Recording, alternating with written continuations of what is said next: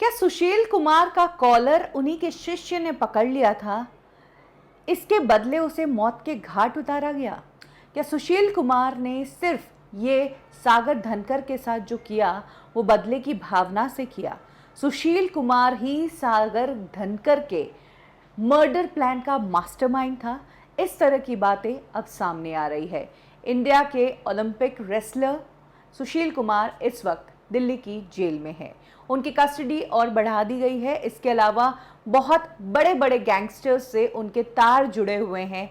इस तरह की बातें सामने आई। दिल्ली पुलिस को पता चला है कि काला जठेड़ी, जो कि एक बहुत बड़ा गैंगस्टर है, वो दिल्ली में अपना जाल सक्रिय करके रखता है, लेकिन खुद दुबई में बैठकर यहाँ पर काम करता है। उसकी गैंग का हिस्सा थे सुशील कुमार। इसके अलावा काला जठेड़ी का ही एक आर्क राइवल था नीरज बवाना, उसकी गैंग का हिस्सा भी सुशील थे। इनिशियली तो वो काला जठेड़ी के लिए काम करते थे, जमीन जब्त करनी है, कब्जा हटाना है, इस तरह के काम सुशील काला जठेड़ी के लिए करते थे। इसी दौरान सुशील ने मॉडल टाउन में एक फ्लैट हासिल किया था और बाद में उस फ्लैट को अपनी वाइफ के नाम ट्रांसफर कर दिया। इसी दौरान सागर, जो कि सुशील कुमार का शिष्य था, वो एक रेसलर था, उसको जल्द ही सुशील कुमार ने अपनी गैंग का हिस्सा बना लिया। सागर उन्हें बहुत पसंद आया। सागर, जिनकी डेथ हुई, वो सुशील से तो क्लोज था ही, लेकिन सोनू नाम का एक शख्स है, वो सागर का बेस्ट फ्रेंड था और सोनू जो है वो काला जठेड़ी का ही रिलेटिव है। सागर और सोनू दोनों सुशील कुमार के मॉडल टाउन वाले फ्लैट पर रहने लगे।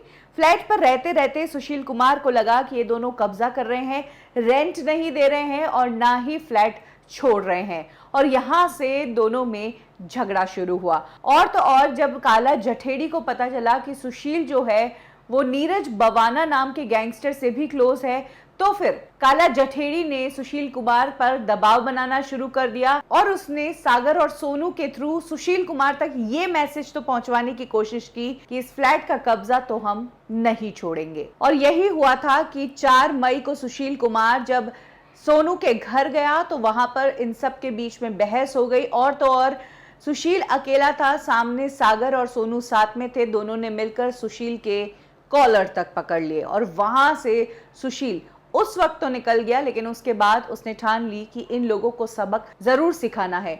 कुछ ही घंटों में सुशील ने हरियाणा से, दिल्ली से अपनी गैंग के जितने मेंबर्स थे उनको इकट्ठा किया। पहले किसी दूसरी जगह पर सभी लड़के इकट्ठे हुए, सबने शराब पी, खाना खाया। इसके बाद 5-6 कारों में बैठ गए और अलग अलग जाकर सागर और उसके साथियों को उठाया गया। करीब 1 बजे इन सभी को इकट्ठा करके छात्रसाल स्टेडियम पर लाया गया। 6 पहलवानों को सुशील ने और उनकी गैंग ने उठाया था। इन सभी को छात्रसाल स्टेडियम के पार्किंग एरिया में सुशील और उनकी गैंग ने पूरा घेर लिया। उसके बाद लाठी, डंडे, हॉकी स्टिक बरसाना शुरू किया।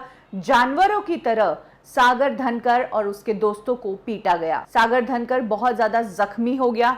इनफैक्ट सुशील कुमार ने उस रात जो वीडियो कैप्चर करने को कहा था, उस वीडियो में साफ तौर पर दिखाई दे रहा है कि जमीन पर खून पर लथपथ सागर धनकर को सुशील कितना बेरहमी से मार रहे हैं। और इन सब फाइट के बाद सुशील की गैंग का मेंबर हवा में अपनी गन से 2 शॉट्स भी करता है लोगों को डराने के लिए। सागर की जब ऐसी हालत हुई तो उन्हें हॉस्पिटल ले जाया गया, जहां पर सागर की डेथ हो गई। वहीं फाइट खत्म करने के बाद सुशील तो घर जाकर सो गया। सुबह उसे एहसास हुआ कि बहुत बड़ी गलती हो गई है और वो फंस सकता है, जिसके बाद सुशील फरार हो गया। सबसे बड़ी बात कि सुशील जिस तरीके से फरार होता रहा, उससे ये साफ जाहिर होता है कि एक पेशेवर क्रिमिनल जो है या फिर कुछ पेशेवर गैंगस्टर माइंड्स उनके साथ लगे हुए थे, जो उन्हें मदद कर रहे थे। एक शहर से दूसरे शहर, दूसरे से तीसरे शहर शेल्टर्स दे रहे थे, पैसा दे रहे थे और आने जाने के लिए गाड़ियां अवेलेबल करा रहे थे।